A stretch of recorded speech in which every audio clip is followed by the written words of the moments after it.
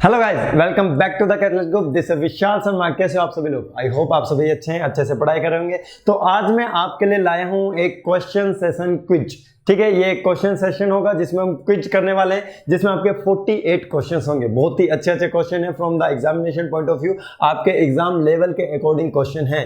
तो जो हमारा सब्जेक्ट है that is your machining and machining operation, उसके हम क्वेश्चन करने वाले हैं। 48 क्वेश्चन है, बहुत जल्दी क्वेश्चन हम करेंगे। ठीक है, क्योंकि टाइम भी हमें उतना ही मिलने वाला है एग्जामिनेशन में।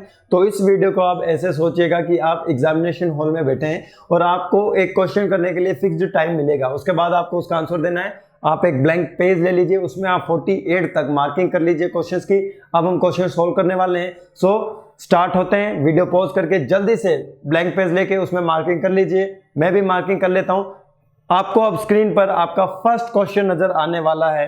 This is your first question. और ये आपका फर्स्ट क्वेश्चन क्या है, सिस्टम में आपका नजर आ रहा होगा आपकी स्क्रीन पर। The lathe machine tool is used for fill in the blanks the metal. Lathe machine पर क्या क्या मशीनिंग ऑपरेशन हो सकता है?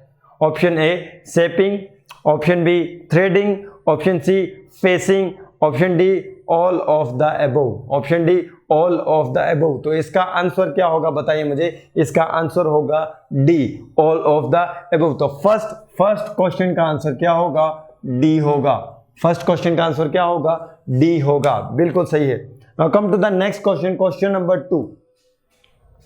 क्वेश्चन नंबर 2 क्या है आपका? Lathe centre is used for. Lathe का सेंटर यूज किया जाता है। Option A cutting, option B supporting, option C holding and option D all of these दीज। कटिंग के लिए बिल्कुल नहीं होता है, तो डी ऑप्शन आपका नहीं होगा।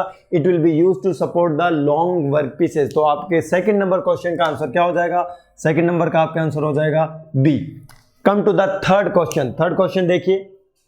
The head stock of a lathe is situated at. आपके लैथ मशीन पर जो हेड स्टॉक होता है वो कहां होता है? बिल्कुल बताइए। आपके लेफ्ट हैंड साइड पर। कहां होता है? लेफ्ट हैंड साइड पर। जनरली बात कराइए, लैथ का जो हेड स्टॉक होता है वो कहां होता है?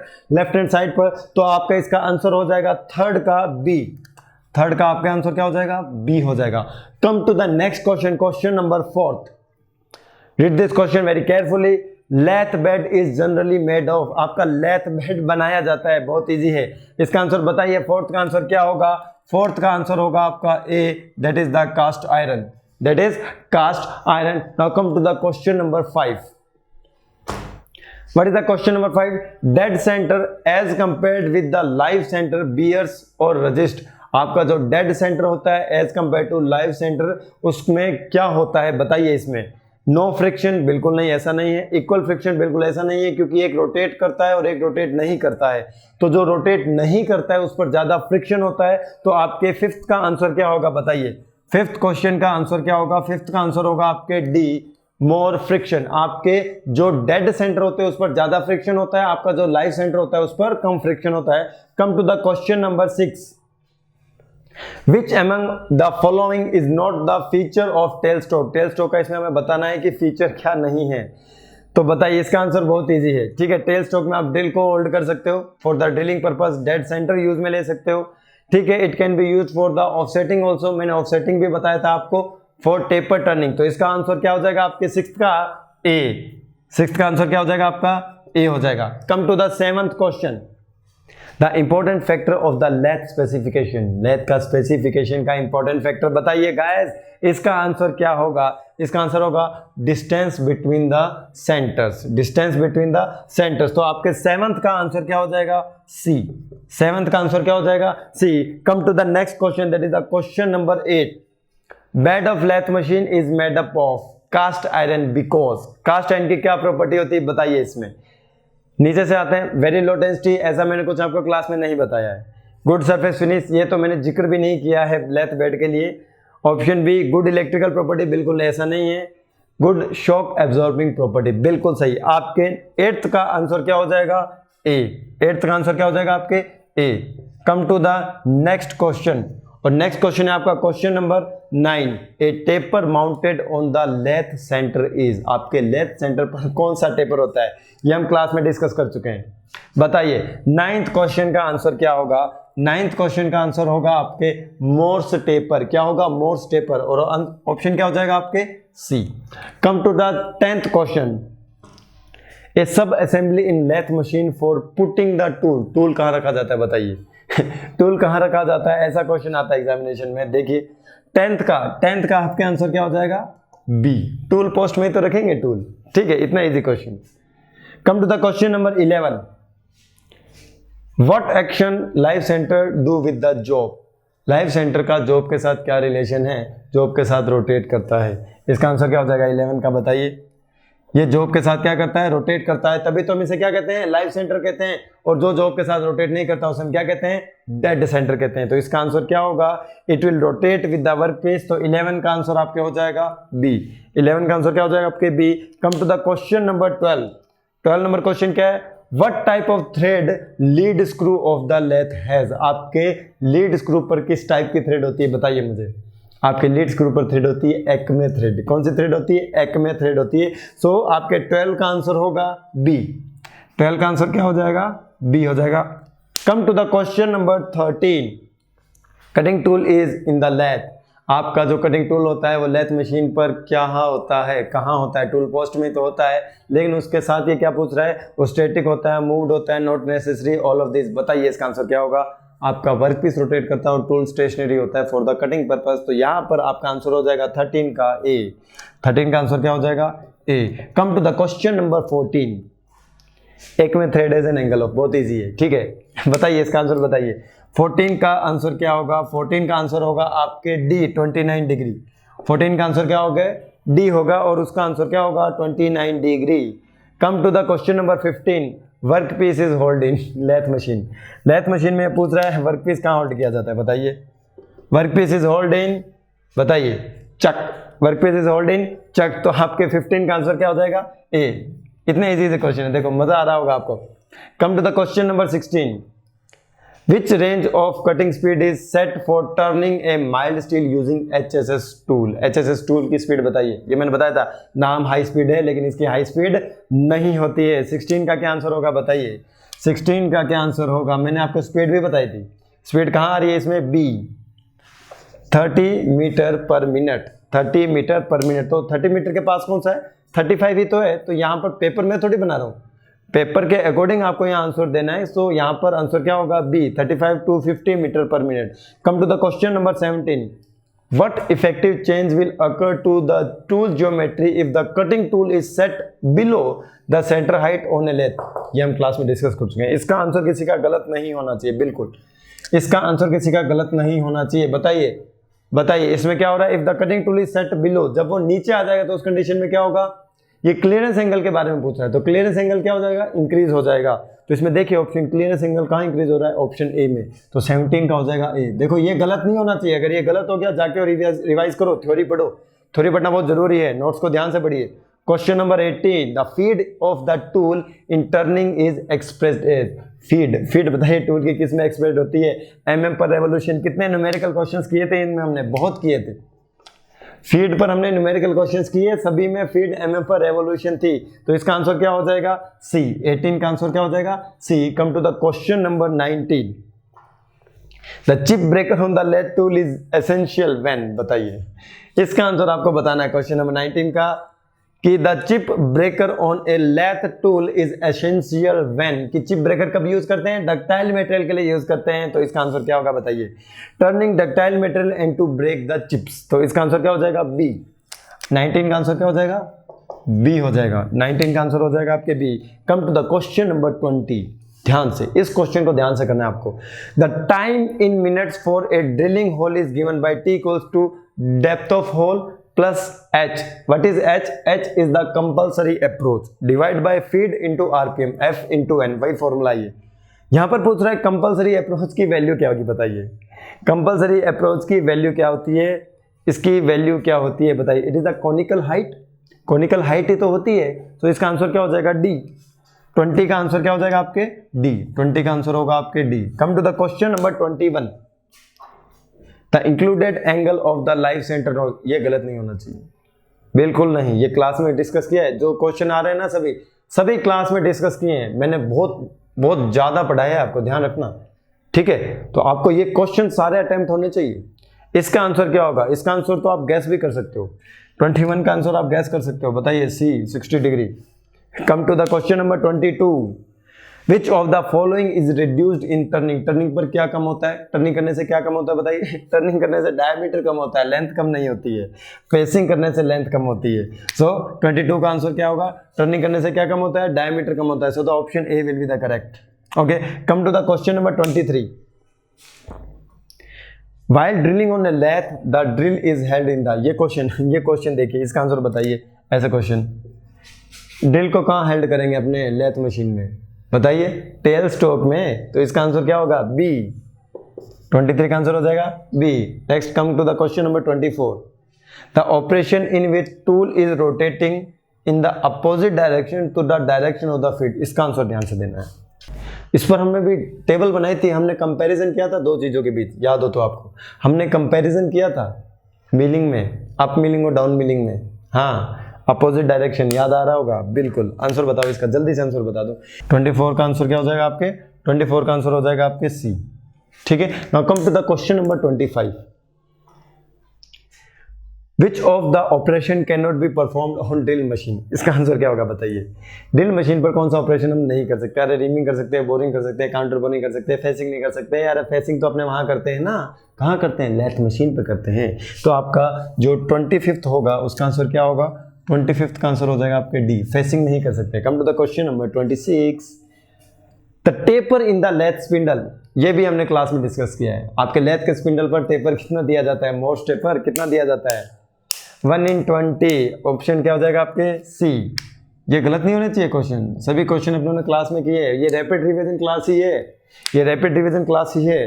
Question number 27, the lathe spindle are usually made hollow and provided with. आपका जो लेथ स्पिंडल होता है वो होलो बना होता है, बिल्कुल सही है। अब ये क्या प्रोवाइडेड होता है इसमें देखिए, internal taper, external taper, internal and external taper, no taper. बाहर तो थ्रेड होती है, अंदर टेपर होता है। तो इसका आंसर क्या होगा बताइए। 27 का आंसर क्या होगा, ए। 27 का आंसर क्या होगा, A. Internal taper and external threads, याद है इंटरनल टेपर में ही तो हम सेंटर डालते हैं। अगर बाहर टेपर बना दोगे तो सेंटर कहाँ डालोगे, ठीक है ना। तो question number 28, the different spindle speed on a lathe form. आपकी जो लेथ मशीन होती है उस पर जो डिफरेंट स्पिंडल स्पीड होती है वो किस प्रोग्रेशन में होती है बताइए। ये भी गलत नहीं होना चाहिए।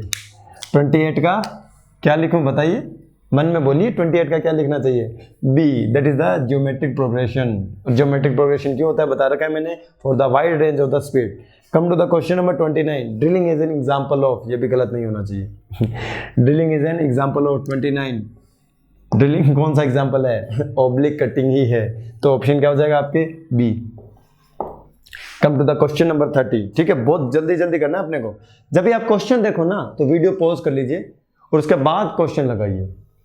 Question number 30, threading is an operation of. Threading में क्या होता है बताइए, हेलिकल ग्रूव्स प्रोड्यूस करते हैं। वो तो डेफिनेशन हमने लिखाई थी ना, हेलिकल ग्रूव्स प्रोड्यूस कर सकते हैं।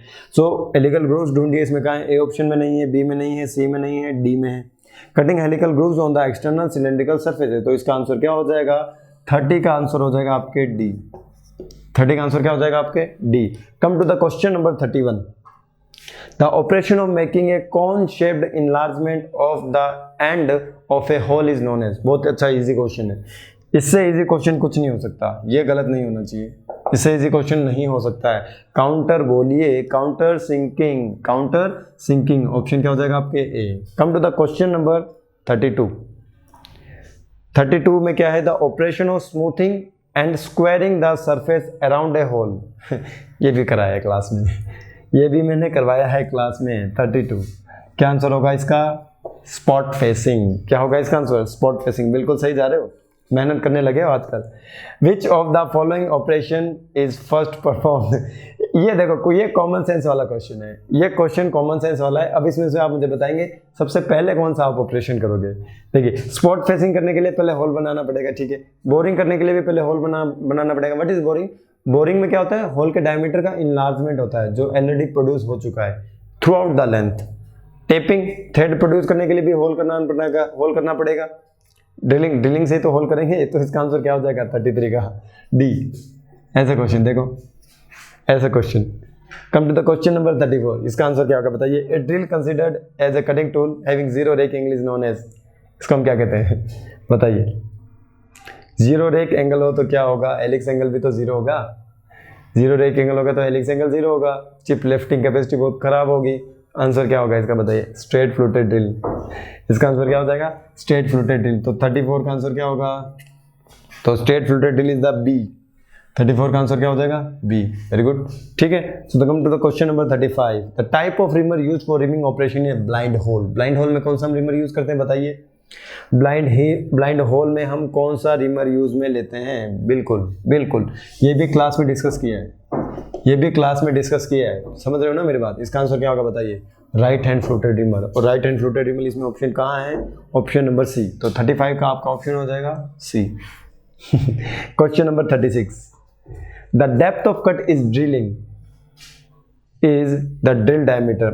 क्वेश्चन में थोड़ा सा इसका वर्बली मिस्टेक है, ये पूछना चाहता है ड्रिलिंग में जो डेप्थ ऑफ कट होती है वो किसके इक्वल होती है? लिखा रखा है ड्रिलिंग में डेप्थ ऑफ कट ही आपका कंपलसरी अप्रोच होता है, उसकी वैल्यू क्या होती है? It is 1/2 of the D. तो इसका आंसर क्या होगा बताइए? 36 का आंसर क्या होने वाला है? 36 का भी आंसर होने वाला है C, 1/2 of the drill diameter. बिल्कुल अच्छी बात है। Come to the question number 37। In shaper में क्या होता है? आपका टूल रेसिप्रोकेट करता है और वर्क पीस स्टेशनरी रहता है। प्लानर में क्या होता है? आपका टूल स्टेशनरी रहता है और वर्क पीस रेसिप्रोकेट करता है। वही क्वेश्चन है, बताइए 37 का आंसर क्या होगा? Work piece is stationary and tool reciprocate. तो 37 का आंसर क्या हो जाएगा आपके? 37 का आंसर क्या होगा? 37 का आंसर होगा आपके बी। 37 का आंसर क्या होगा आपके? बी होगा। Come to the question number 38। In a planer, देखो वही क्वेश्चन आ गया। प्लानर में क्या होता है? वर्क पीस रेसिप्रोकेट होता है और टूल क्या रहता है? स्टेशनरी रहता है। ढूंढिए इसमें, tool is stationary and work piece reciprocate. तो इसका आंसर क्या हो जाएगा? 38 का आंसर हो जाएगा आपके ए। 38 का क्या आंसर हो जाएगा? ए हो जाएगा। Come to the question number 39। The operation performed on a shaper. Shaper पर क्या क्या ऑपरेशन हो सकता है? ध्यान से, इसका आंसर ध्यान से देना है, इसका आंसर ध्यान से देना है। ये मैंने बताया है क्लास में आपको, ये क्लास में मैंने बताया। ऐसा कोई चीज अभी क्वेश्चन नहीं आया जो हमने क्लास में डिस्कस ना किया हो। इसका आंसर क्या होगा बताइए? The operation performed on a shaper. Machining horizontal surface, बिल्कुल। मशीनिंग वर्टिकल सरफेस, बिल्कुल। मशीनिंग कर्व्ड सरफेस, बिल्कुल बिल्कुल। क्लैपर बॉक्स की हेल्प से, हाँ याद आ गया होगा। तो ऑप्शन क्या हो जाएगा इसका?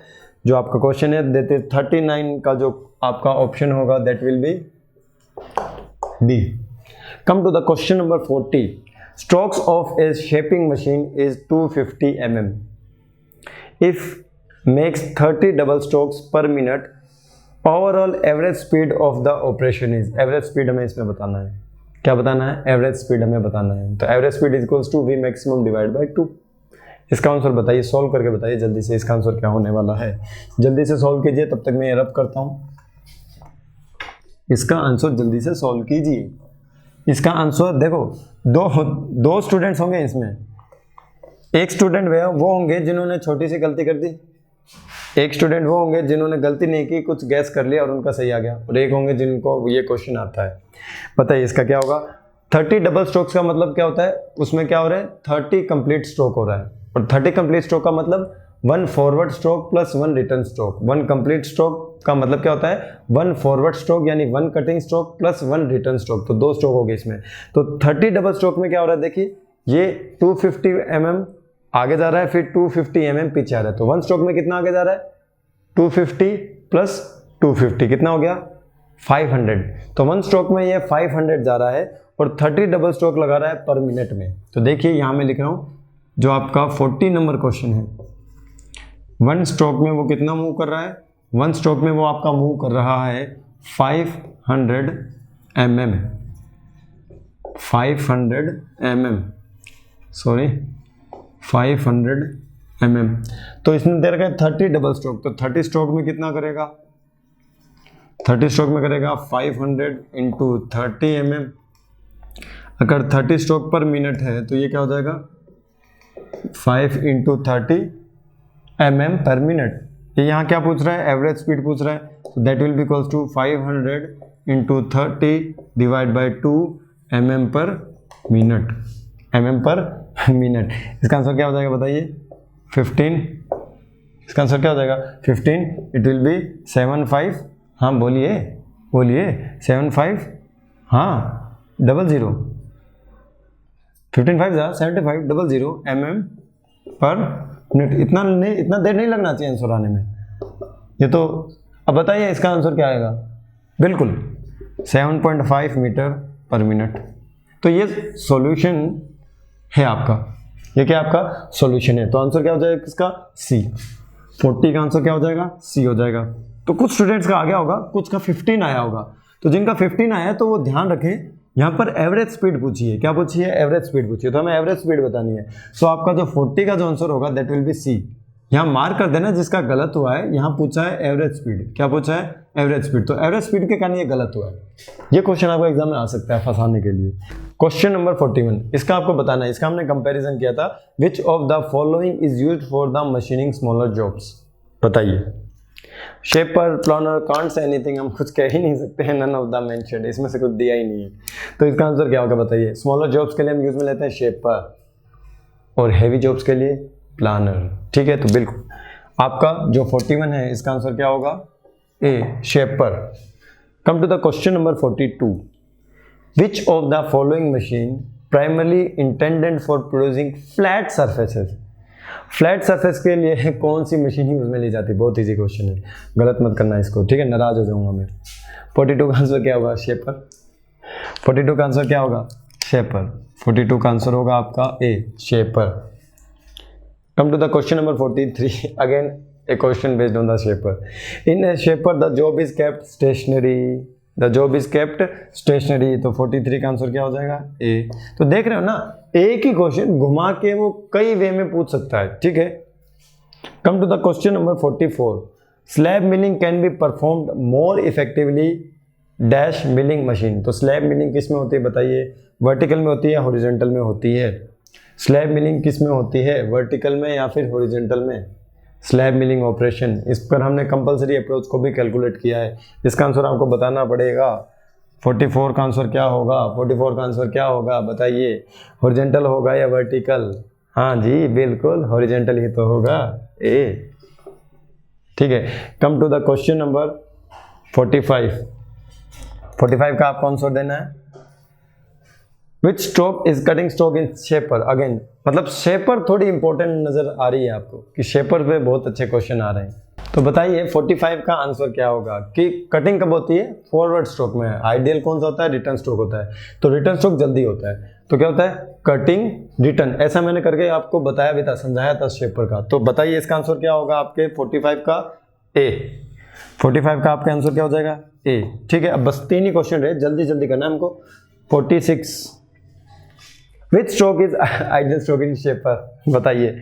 Again based question on the shaper. 46 बताइए इसका आंसर क्या होगा? इसका आंसर क्या होगा बताइए? कौन सा स्ट्रोक आइडियल स्ट्रोक होता है? अरे कटिंग स्ट्रोक जब फॉरवर्ड है तो आइडियल तो रिटर्न ही होगा। तो रिटर्न कौन सा है इसमें? बी। तो 46 का आपका आंसर हो जाएगा B. Come to the question number 47, dovetailing. ये भी मैंने करवाया। डव टेल रिसेस प्रोड्यूस होना मैंने बताया है, मिलिंग मशीन पे बना था। इस परफॉर्म मोर इफेक्टिवली बाय, कौन सी मशीन थी वो? वर्टिकल मिलिंग मशीन थी। गलत मत कर देना इसको। तो यहाँ वर्टिकल ऑप्शन है, हाँ बिल्कुल है। और कौन सा ऑप्शन है? वो बी है। वो कौन सा ऑप्शन है? बी है। Come to the question number 48, straddle milling can be perform. ये भी मैंने क्लास में बताया। स्ट्रेडल मिलिंग भी मैंने आपको क्लास में बताया, ठीक है, क्वेश्चन गलत ना कर देना। स्ट्रेडल मिलिंग भी मैंने आपको क्लास में बताया, डायग्राम बनाया है। इसका आंसर बताइए क्या होगा? स्ट्रेडल मिलिंग कौन से आपके मिलिंग मशीन पर की जाती है? दैट इज योर, बिल्कुल सबका सही है, horizontal milling machine. Horizontal milling machine. तो आई होप आपको ये क्वेश्चन सेशन बहुत अच्छा लगा होगा। काफ़ी इजी क्वेश्चन थे, इसी लेवल के क्वेश्चन आते हैं एग्जामिनेशन में, ठीक है। तो कुछ स्टूडेंट्स के क्वेश्चन में गलती भी हुआ होंगी, ठीक है। कुछ स्टूडेंट्स के जो क्वेश्चन है उसीलिए मिस्टेक के कारण गलत हुए होंगे। कुछ स्टूडेंट क्वेश्चन जल्दी क्वेश्चन पढ़ने के कारण गलत हो गए होंगे। तो वो मिस्टेक्स आपको क्या करनी है? एनालिसिस करनी है। जो क्वेश्चन आपके गलत हुए थे, जो टॉपिक आपको लग रहे हैं, अब आपको पता चल गया होगा कि हमने क्या क्या पढ़ लिया है, ठीक है। एक आइडिया लग गया बेसिक हमने क्या क्या पढ़ लिया है। और अब आपको क्या करना है? उन चीज़ों का एनालिसिस करना है जो कि आपको रिवीजन की जरूरत है, ठीक है। अब आपको यहाँ पे क्या करना है? 48 क्वेश्चंस का एनालिसिस करना है कि कौन सा टॉपिक से अगर क्वेश्चन आता है तो वो टॉपिक आप नहीं कर पाएंगे। तो उन टॉपिक का आप क्या करें? बार बार रिवीजन कीजिए। जो टॉपिक आपका स्ट्रॉन्ग हो चुका है उन्हें आप रिवाइज मत कीजिए, उनके शॉर्ट नोट्स बना लीजिए और एग्जाम से पहले ही उनका रिवीजन करना। तो जो टॉपिक स्ट्रॉन्ग है उसको स्ट्रॉन्ग करने की जरूरत नहीं है, जो टॉपिक वीक है उसको वीक को हमें वीक नहीं रहने देना है, हमें हमारी वीकनेस को ओवरकम करना है। और इसी के साथ मैं आपसे अलविदा लेता हूँ, मिलता है नेक्स्ट क्लास में। Bye bye, take care.